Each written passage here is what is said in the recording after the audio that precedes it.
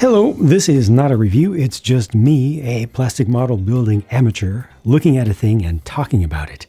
The thing today is the high-grade 1/100th scale Serpent Custom from Gundam Wing Endless Waltz. And this kit originally came out in either 1997, late 97 or early 98, depending upon which source you trust. So high-grade 1/100th scale, pretty old.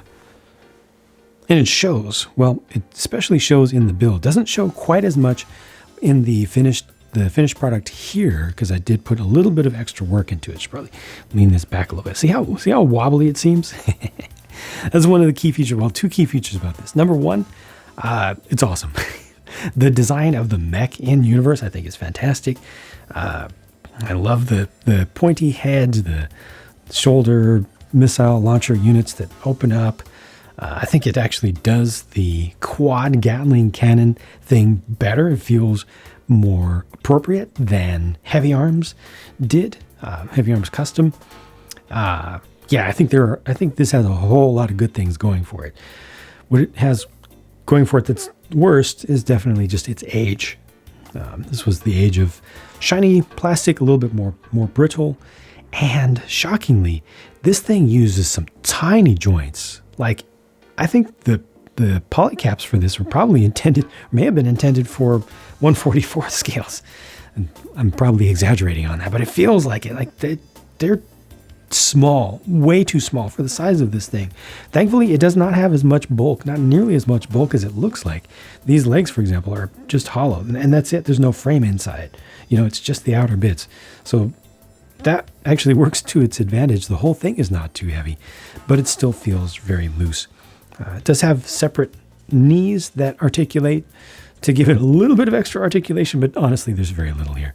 You get mostly the ability to twist at the waist, good amount of articulation in the arms. That works out fine, but down for the legs, yeah, you can barely put this thing to make it look like it's moving. You probably get more articulation back here with the thruster units. I mean, you've got the little flap down there, and then these things are also on ball joints, than you do with the legs in total.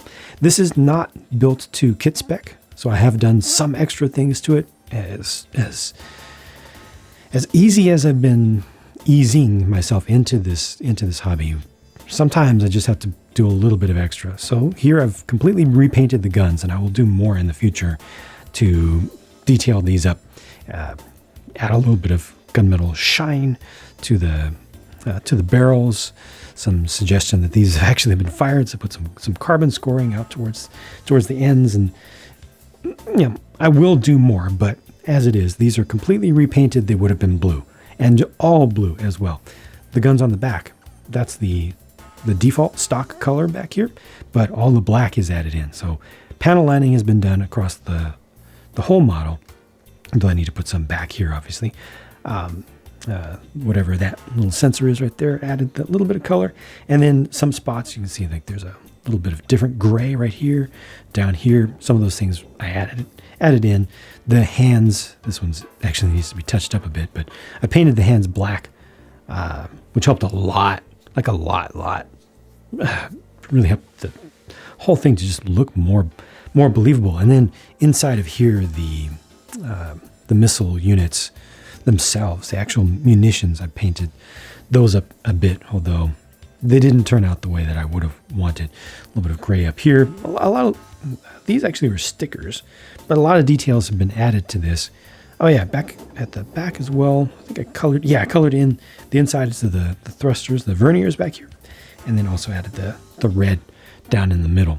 So this has definitely been elevated quite a bit from its original 1997-98 style.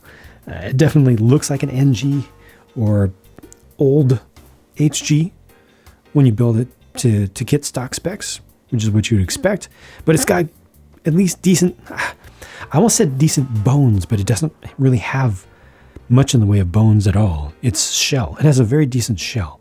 The outside is a good palette upon which to work.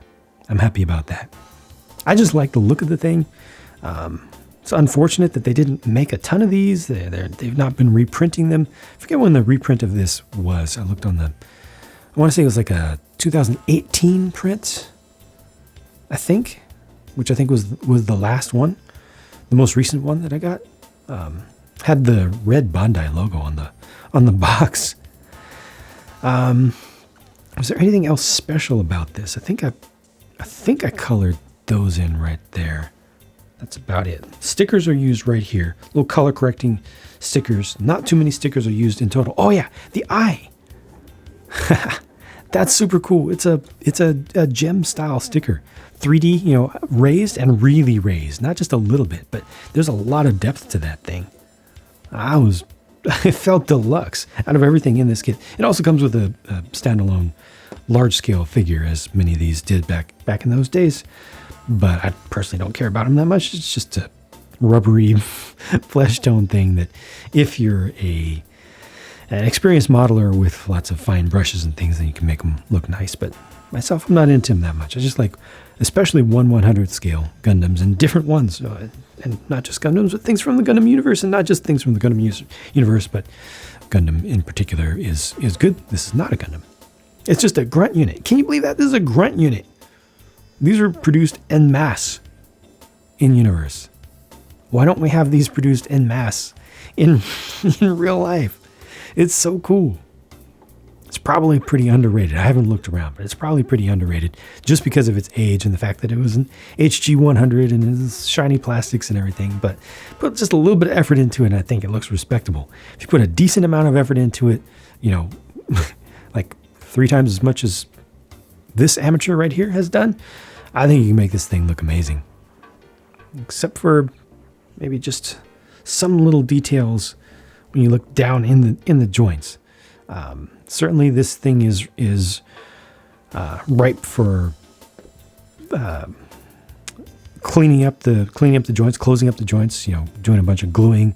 A lot of people like to throw out sprue goo or sprue glue. You can do that. If you're going to paint the thing, it doesn't matter if you use sprue glue, just glue everything up, fill in some gaps, a lot of longitudinal gaps on a lot of things. You can make it look even nicer and tighter. But I'm very happy with this, very happy to have one, happy to have gotten one for less than $1 billion. It's actually a pretty reasonable price for the amount of plastic here, I think. But it's just unfortunate, again, that they're not more available. Yeah, that's that. Just super happy to have it, and I'm just going to continue looking at it, but I won't put you through that. So I'll take off for now and talk to you again soon.